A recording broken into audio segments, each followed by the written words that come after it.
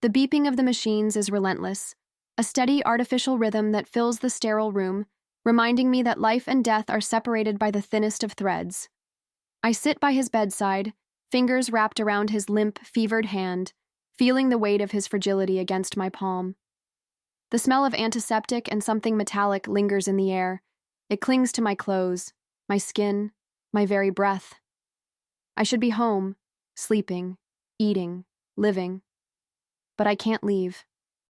What if he wakes up and I'm not here? What if the moment I step away, the thread snaps? Nurses come and go, murmuring instructions, adjusting IV lines, replacing fluids. I barely notice them anymore. My world has shrunk to the rise and fall of his chest, the slow flutter of his eyelids when he drifts in and out of consciousness. I whisper reassurances, promises, prayers, though I don't know if he hears me. I tell him stories, our stories, as if reminding him of what we have will be enough to pull him back from the abyss. I smooth damp hair from his forehead, spoon broth between his cracked lips, wipe away his pain like it's my own, because it is. The exhaustion gnaws at my bones, but I don't let it win. I stay. I stay through the endless nights, through the doctor's measured words, through the tightening grip of fear whenever a test result arrives. My life outside these walls fades, but it doesn't matter. I am his anchor, his guardian, his lifeline. The thought of losing him, of sitting in this room alone, with nothing but the sound of those machines, steals the air from my lungs. I press his fingers to my lips, as if that simple touch could tether him here, to me. And then, finally, light breaks through the darkness. A test comes back with good news. His color returns, his body strengthens, and one morning, I wake up to find his eyes on me. Really on me, for the first time in weeks. A shaky smile, a whispered, "Thank you." And just like that, we are on the other side. I feel it in my chest, in my soul. We survived this together. Or at least that's what I believe. Recovery is slow, but I take it one step at a time. His steps, not mine. I relearn the routine of his care, adjusting pillows, measuring medications, coaxing him to eat just a little more. He leans on me, literally and figuratively, and I bear his weight without hesitation. Every small victory is ours to share. His first unaided breath, the moment he walks a few steps without shaking, the day he finally laughs again. It fills me with something raw, something deep. This is love, isn't it? The kind that doesn't hesitate, doesn't count the cost. At home, the scent of disinfectant still lingers on my skin, even after long showers. The echoes of the hospital, the rhythmic beeping, the whispered urgency of doctors, still haunt my mind. Some nights, I wake up reaching for him, my heart hammering, certain that something is wrong. But then I hear him breathing beside me, steady, alive, and I let out a breath I didn't realize I was holding. I sink back into the mattress, exhausted but grateful. We made it. I tell myself that over and over. We made it. The world outside begins to seep back in, phone calls, bills, the obligations I pushed aside to be at his bedside, but I don't resent it. If anything, I feel stronger, more certain. I fought for him, stood by him, sacrificed pieces of myself for him, and now we can move forward together. There's a quiet sense of triumph in that, a reassurance that this was more than just survival. This was proof of something unbreakable. One evening, as I help him settle into bed, he looks at me differently.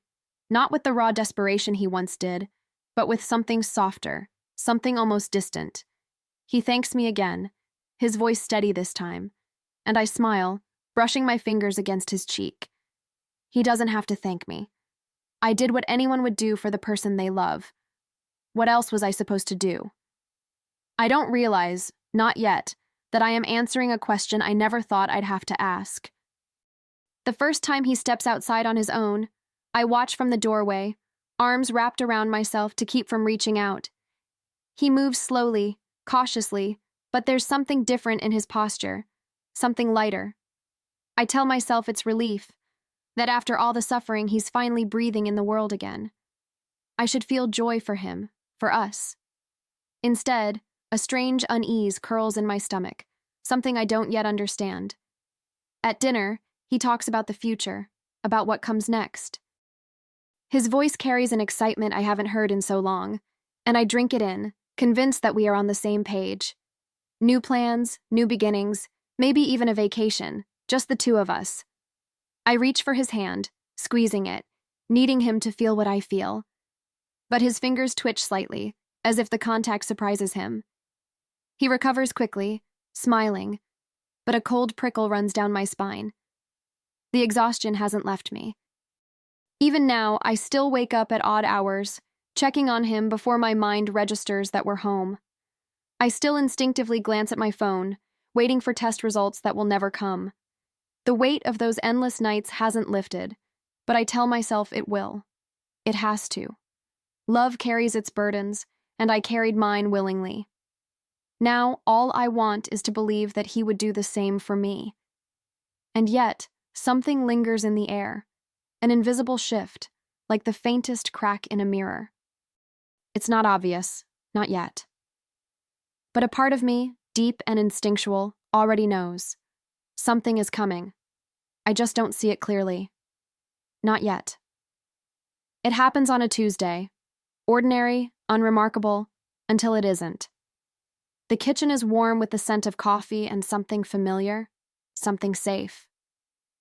I almost don't notice the way he hesitates before sitting down, how he exhales slowly, as if steadying himself. Then he says my name, soft, deliberate. Nancy. And something inside me stills. I set my mug down, fingers tightening around the ceramic. His voice is too careful, too measured. It reminds me of the way doctors deliver bad news, gently, as if softening the blow makes it hurt less. My mind races ahead of his words, searching for something, anything that makes sense. Maybe it's about his health, maybe another complication. But then, he looks at me, really looks at me, and I know. I need to enjoy my life now. The words land sharp and clean, cutting straight through me. For a second, I think I've misheard. The absurdity of it almost makes me laugh. Almost. But his face is calm, resolved. He means it. A thick, heavy silence stretches between us, pressing down on my chest. My tongue feels foreign in my mouth, my breath too shallow. "What are you saying?" I ask, but I already know. He doesn't flinch, doesn't fumble for excuses or soften the blow. Instead, he leans back in his chair, hands folded neatly on the table, like a man delivering a well-rehearsed speech. "Nancy, I can't waste any more time." The words are smooth, practiced, as if he's spent days, weeks even, perfecting the way they'll leave his mouth. I blink at him, trying to reconcile the man in front of me with the one I cradled through his weakest, most desperate moments. The one who whispered my name in the dark when the pain was unbearable. I search his face, looking for guilt, hesitation, even an ounce of shame. But there's nothing, just quiet certainty. A strange sound escapes me, half laugh, half choke. "After everything?" The words come out raw, splintered. My mind floods with memories, the endless nights in the hospital, the prayers, the battles I fought for him as if they were my own, the exhaustion, the sacrifice, the fear. I poured myself into his survival. And now, what? Now, he's strong enough to walk away? I wait for him to correct himself, to realize what he's just said, to see the wreckage he's leaving in his wake. But he only exhales, like a man unburdened. And in that moment, something inside me shifts. The shock is still there, the heartbreak pressing like a fist in my chest, but underneath, something else is stirring. Something hot, something sharp. The rage doesn't come all at once. It simmers, slow and steady, just beneath the surface. I stare at him, at the man I once believed was mine, and all I see now is a stranger. A stranger who sat across from me took everything I gave and decided, without hesitation, that I was no longer necessary, that my purpose had been served, that I was disposable. He doesn't say it outright, but I hear it in every syllable left unsaid. I was good enough to keep him alive, but not good enough to stay. Something inside me cracks. Not in the way a woman breaks, not in the way he expects. No tears, no pleading, no desperate grasping for what's already gone. Instead, I go still. My hands rest on the table, steady. My breath evens. I lift my chin, studying him, memorizing every line of his face, every flicker of emotion, or lack thereof. He expects a reaction, a fight, maybe even a scene. I won't give him that. Instead, I smile, slowly, deliberately. And for the first time, I see it, the briefest flicker of something uncertain in his eyes. I lean back in my chair, tilting my head just slightly, watching him. His confidence wavers, just for a second, just enough. He expected devastation, fury, anything but this quiet, unreadable calm. I can almost hear the gears turning in his head, trying to make sense of why I'm not breaking. I inhale slowly, steadying my voice, letting the words come out smooth, unhurried. After everything I did for you, Tom. Not a question, a fact. I let the weight of it settle between us. His throat bobs as he swallows, but he doesn't look away. He still thinks he holds the power here, that this is his decision. I reach for my coffee, taking a slow sip, savoring the moment. I hope you enjoy your new life, I say, voice soft, almost kind, but you won't have much left to enjoy. The color drains from his face. There it is. The first flicker of fear. He blinks, once, twice. His lips part, but no words come. I let the silence stretch, watching as confusion flickers into something else. Unease. He shifts in his chair, suddenly restless, suddenly uncertain in a way he wasn't before. I tilt my head slightly, studying him, as if I too am just now seeing him clearly. While you were fighting for your life, I say, voice smooth, deliberate, I was protecting mine. I let that settle, let him chew on it for a moment before I deliver the final blow. Our assets, the house, the savings. I pause, savoring the way his brows knit together, the dawning realization creeping in like a slow poison. All in my name now. His breath stutters, his eyes widen. There it is, the shift. The moment he understands. He thought he was untethering himself, freeing himself from the weight of me. But the truth crashes over him like a wave, cold and merciless. For the first time, Tom is the one left helpless. And I have never felt stronger. He exhales sharply, a forced breath, like he's trying to steady himself. His hands twitch on the table, fingers curling slightly. That's not possible, he says, but his voice lacks its usual certainty. It's softer, almost hollow. I smile, slow, deliberate. Oh, but it is. I let the words linger, watching the way they sink in. While you were too weak to lift a glass of water, I was signing papers, meeting with lawyers, making sure that when you got better, when you decided you were done with me, you wouldn't be walking away with anything I built. His throat bobs as he swallows, eyes darting as if searching for an escape, a loophole, anything. He finds nothing, because there is nothing. I spent years making sure you wouldn't die. I rise from my chair, moving slowly, deliberately. The power shift is almost tangible, thick in the air between us. Now you can spend years making sure you don't starve. He doesn't speak. Can't. His world is unraveling, thread by thread, and I am the one pulling the strings. I don't wait for him to catch up. I turn, stepping away, the sound of my heels against the floor the only thing breaking the silence. For the first time in years, I walk away from him. Not broken, not begging. Free. I don't look back. Not once. I hear him behind me. His breath uneven, the scrape of his chair against the floor, the stammer of disbelief on his lips. But I keep walking.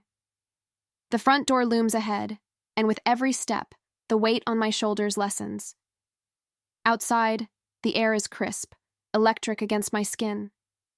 The world moves on, oblivious, unaware that somewhere inside that house, a man is crumbling.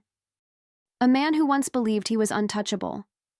My hands tremble, not with fear, not with regret, but with something else. A release, a reclamation. I reach into my pocket, fingers closing around the papers I tucked there this morning, the final confirmation of everything I set in motion. His bank account's frozen, the house deed in my name, the last remaining ties severed. The months of preparation, the quiet maneuvering, all leading to this moment. He thought he had time. He thought I would always be waiting. A sound escapes me, a small, breathy laugh. I taste freedom on my tongue, feel it hum beneath my skin. And inside that house, Tom is learning the one lesson he never expected: the cost of betrayal.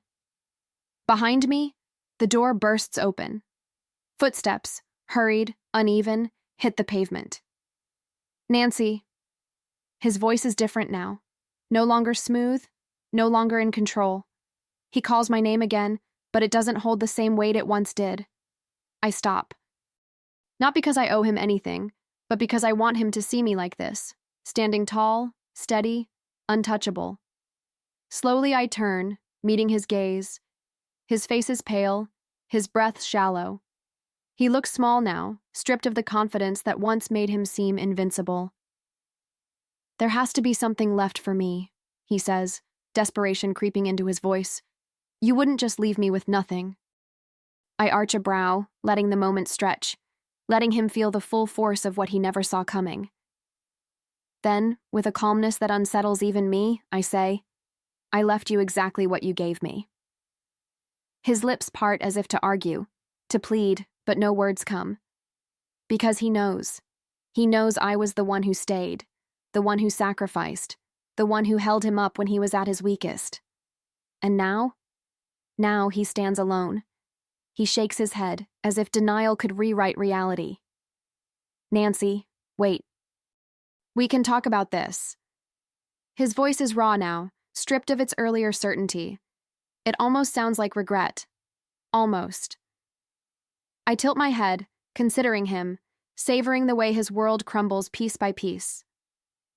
Talk? I echo, letting the word roll off my tongue. Like you talked to me? Like you sat me down at that kitchen table and decided my worth was conditional? His jaw tightens, his hands flex at his sides. He wants to argue, to spin this into something softer, something forgivable. But he can't, because the truth is too heavy now, pressing down on him like the weight of every sacrifice I made. I take a slow step forward, just close enough to see the panic flickering in his eyes. I gave you everything, I say, voice low, measured. And you threw me away. I pause, let the silence settle between us. So tell me, Tom, how does it feel to be disposable? He flinches. It's subtle, but I see it.